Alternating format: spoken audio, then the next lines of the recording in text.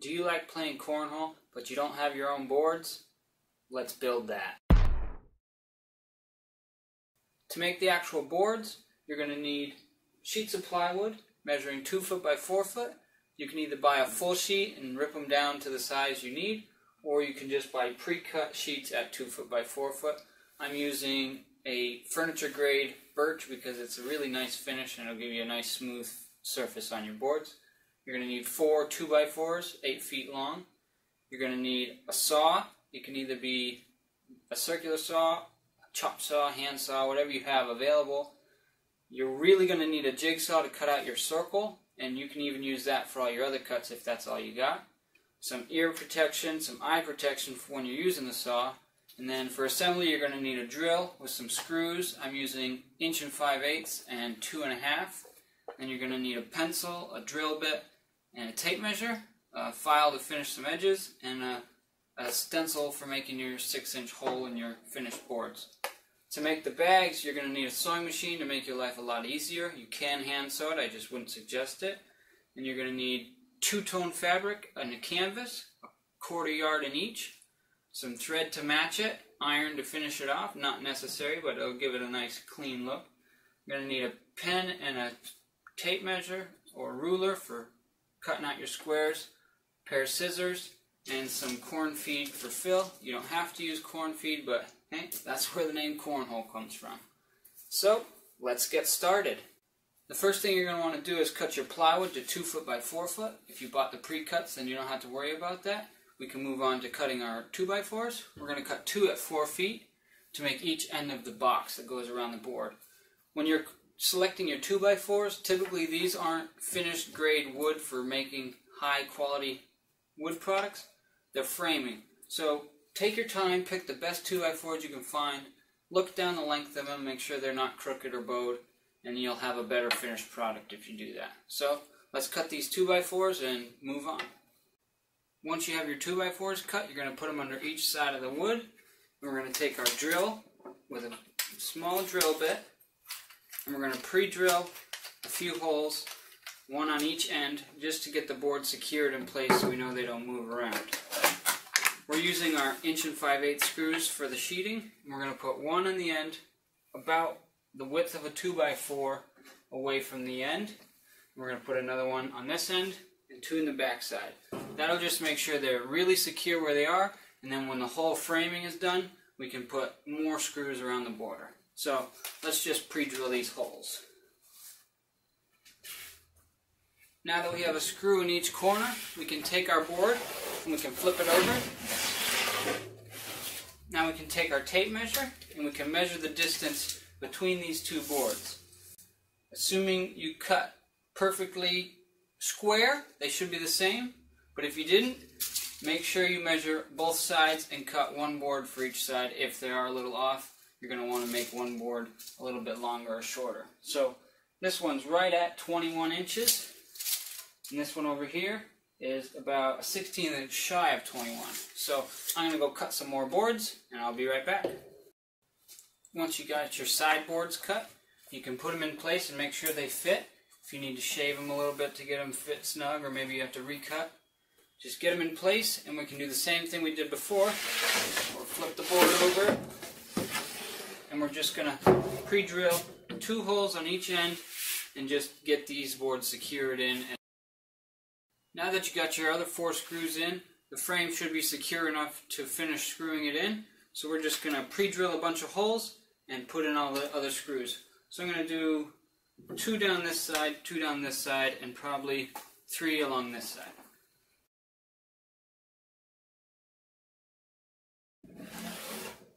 Now that you've got all our screws in, you'd think we'd have a completed board, but you got to be careful. These ends might fall off because they're not secured to the rest of the frame. So we're just going to drill 2 holes in each end, switch to our 2.5 inch screws, and put 2 screws through the 4 foot 2x4 into the side 2x4s. With all the screws in, now we have ourselves one completed cornhole board. The next step is to put the hole where we're supposed to be tossing the bean bags. So we're going to take our circle stencil, the tape measure, and we're going to measure down 9 inches from the top, put a mark, and then we're going to measure dead center between the 2 feet at 1 foot. That's the center. That's the regulation spot. So since we can't get to the center of this, we're just going to go off our center mark and we're going to measure out 3 inches on each side. 3 inches on each side. Now we can take our circle and we can line it up with those 3-inch marks. Once we've got our circle centered, we can trace it out.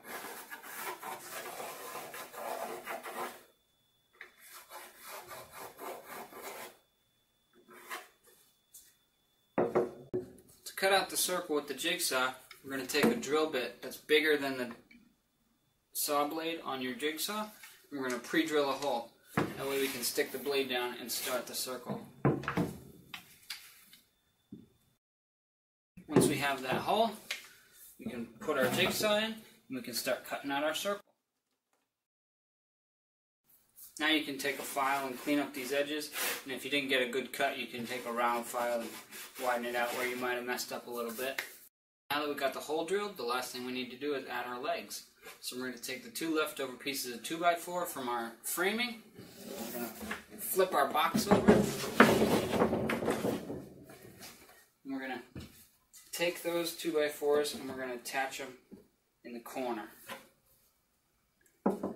Now we're going to pre-drill these and then attach them, and then we're going to measure the angle to cut them so that it's a foot rise off. So I'm just going to go ahead and pre-drill these.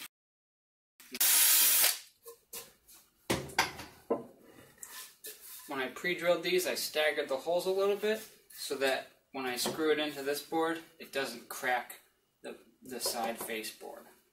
So now that they're pre-drilled, we're going to take our 2.5-inch screws and we're going to put 2 in each leg. Now that we got our legs attached, we can measure up and cut them to make them flush with the ground. When I was screwing them, they seemed a little loose, so I added a 3rd screw. So what we're going to do is we're going to take a straight edge and we're going to measure up 1 foot from the deck to the back side of the leg. So here's a foot. Mark it. Now we're going to go flush with the tabletop, right where this would touch the ground, and then line it up with our 1 foot mark, and then mark the angle. That's the angle we need to cut so that it sits flat. So we'll do that to the other side.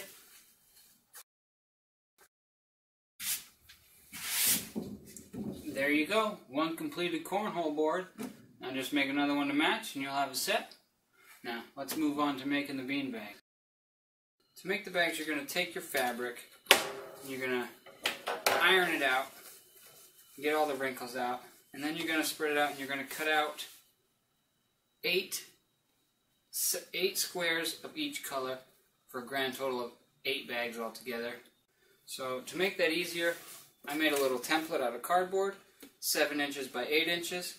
I'm adding an extra inch to hide the seam. I'll show you about that later. So you just take this quick template, trace out all your circles, cut out all your squares. And once you have all your squares cut out, you can take the top extra inch and iron it down.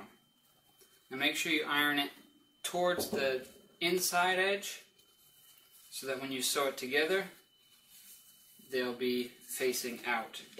And then once that's done, you can make another little template that's 6 by 6, and you can trace a 6 by 6 square on half of your squares with the top flush edge against the ironed hem. And that'll be the basis of your bags. Once you get that done, we're just going to take one of the drawn square and one of the blank ones. We're going to put them back to back, and then we're just going to stitch down the side, along the bottom, and back up, and make sure to double stitch right near the edges so that it doesn't fall apart. once you have your bag sewn, we're just going to take our scissors and we're just going to trim off some of the excess so that there's not much fabric inside the bag. And we're going to cut the corners. Don't get too close to your thread because you don't want it to come apart in the corners, but that's going to get real bunched up when you flip it inside out. So cut the excess, catty corner, and now you have a bag. What we're going to do now is we're going to flip this bag inside out. Now you have a bean bag. So what we're going to do is we're going to fill it up. Now you have this nice finished edge, so when you run your stitch down this edge, it's real clean looking. So this will probably take about a cup of cornmeal. You want to fill it decently full. Well, look at that, almost a cup and a half. And then we're just going to stitch it shut, and that'll give you a nice corn bag. So pack all that down in the bottom, bring it over to our sewing machine. Try and get this stitch real close to the edge. Go slow, take your time, and just stitch it on shut.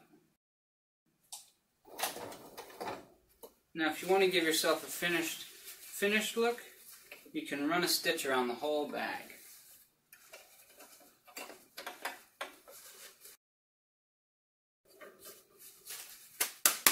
And there you go. Finished beanbag for your corn toss.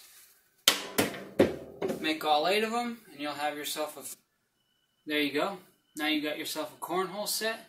You can stain it, paint it, seal it, put your favorite sports team on it, take it to a tailgate, throw it in your backyard. Hope you liked it. Hope you followed along. Don't forget to subscribe, leave a comment, check out my other videos. Have a good day.